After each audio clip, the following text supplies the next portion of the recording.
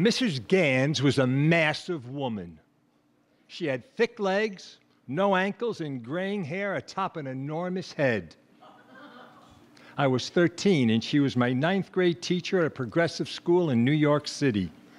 Unless she was in the classroom, a cigarette was always stuck in her mouth.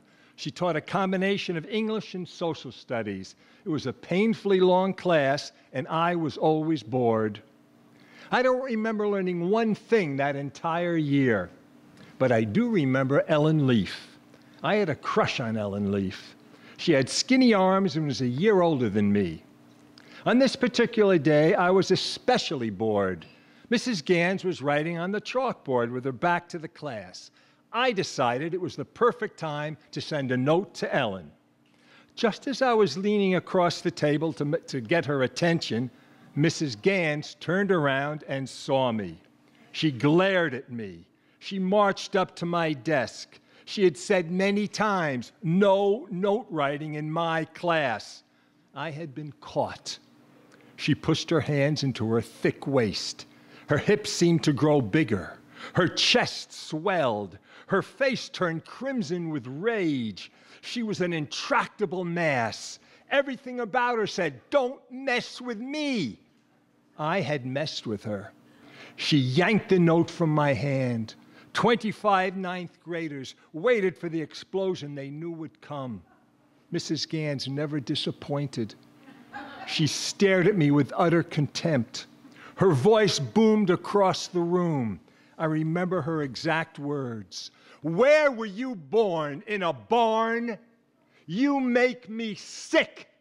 You make me vomit."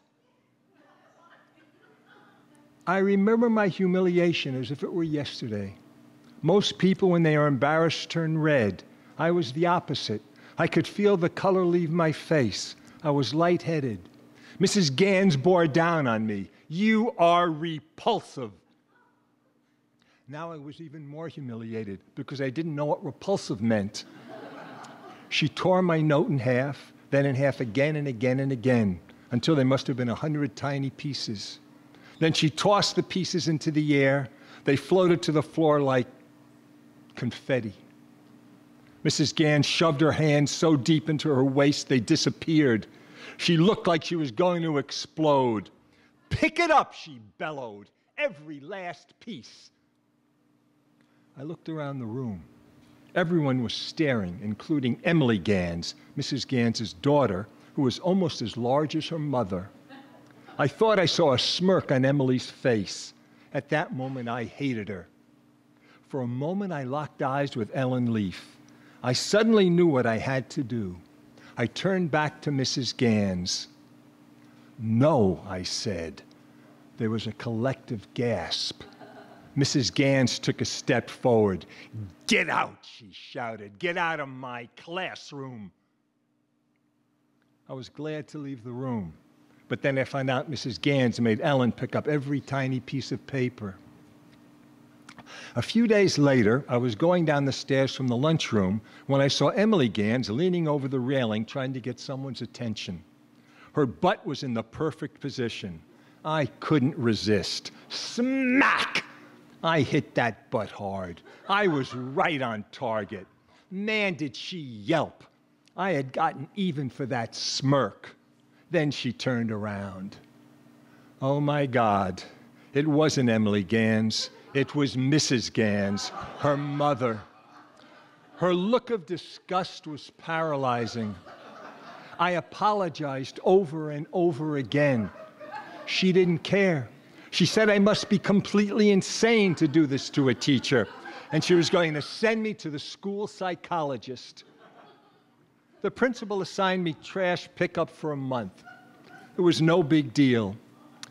But what Mrs. Gans said, "You make me sick, you make me vomit, you are repulsive," stayed with me.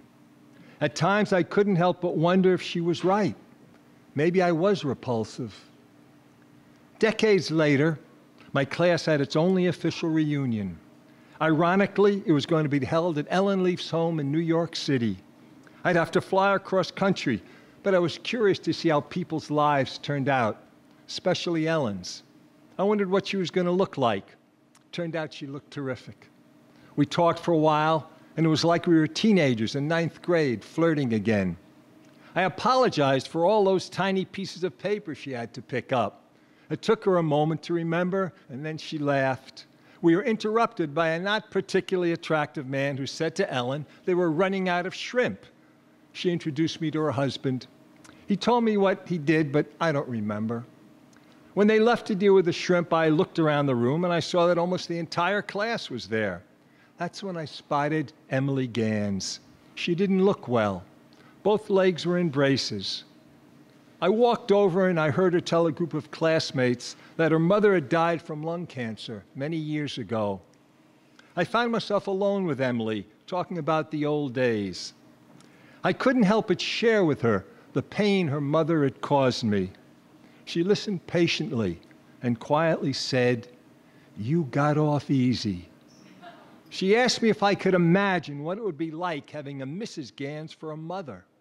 She said they lived across the river in New Jersey. Every day she had to make the long ride to and from school in a car filled with cigarette smoke, while her mother spewed venom at every student she ever had. Worst of all, she had to listen to her mother's relentless tirades about every one of Emily's own faults, whether real or imagined. I could feel how horrible it must have been. I realized that Emily and her mother had lived very painful lives. Emily was right. I got off easy. I took her hand. We shared a warm hug and more than a few tears. At that moment, 45 years of anger melted away. Thank you.